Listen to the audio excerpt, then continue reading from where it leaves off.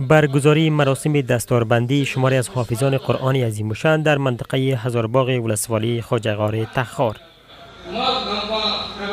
در این مراسم بزرگ نورانی شماری از عالمان دینی و مسئولان محلی میگویند که قرآن عظیم الشأن چراغ هدایت و مایه عزت مسلمان است و تربیت حافظان قرآن از برکات ارزشمند جامعه اسلامی به شمار می رود. آنان تاکید می‌ورزد که در کنار فراگیری علوم دینی، جوانان کشور باید با آموزش علوم عصری نیز توجه جدی داشته باشند.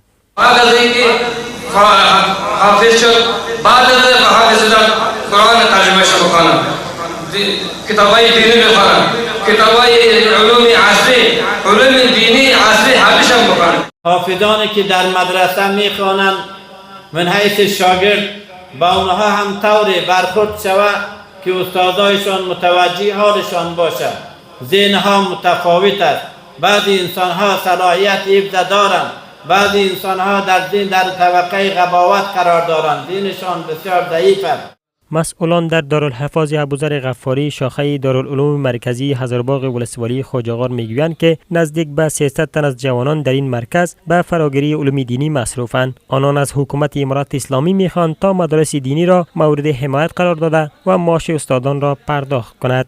خواست ما از حکومت همیست که در مدارس تعاون و کمک داشته باشند، اعاشا عبادت به طلاب کرام بتن و برای استادان معاش بتن.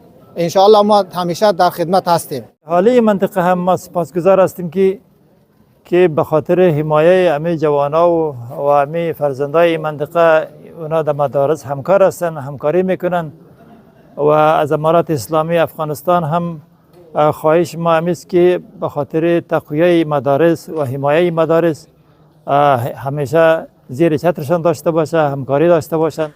در همین حال شماری از حافظانی که از این مرکز دینی فارغ شدند با قدردانی از تلاش‌های مسئولان دارالحفاظ ابوذر غفاری میگویند این مرحله پایان راه نیست و در آینده نیز برای فراگیری علوم دینی به تلاش‌هایشان ادامه خواهند داد. آنان تاکید دارند که در بخش کتاب‌های دینی نیز باید سهولت‌ها و امکانات بیشتری فراهم گردد. سپاس بی پایان از پروردگار متعال دارم ما را موفق ساخت تا کنار برادران عزیزم توفیق حفظ کلام الله مجید را به دست آورم.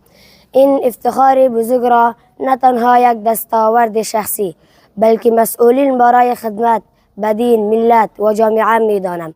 biz ustozlardan xo'shmiz, ko'pdan ko'p tashakkurlar qilamiz va jamiyaga bir xizmati ilohiy qilsak tamomiy millati Afg'onistonga bir yaxshi xizmat qilib. مسئولان دارالحفاظ ابوذر غفاری نیز میگویند که این سومین دوره فراغت جوانان در بخش‌های علوم دینی و حفظ قرآن عظیم الشأن است. به باور آنان افزایش شمار از حافظان قرآن بیانگر رشد علمی در نهادهای دینی بوده و آنان اطمینان می‌دهد که فعالیت‌های علمی و آموزشی این مرکز با قوت بیشتر ادامه خواهد داشت.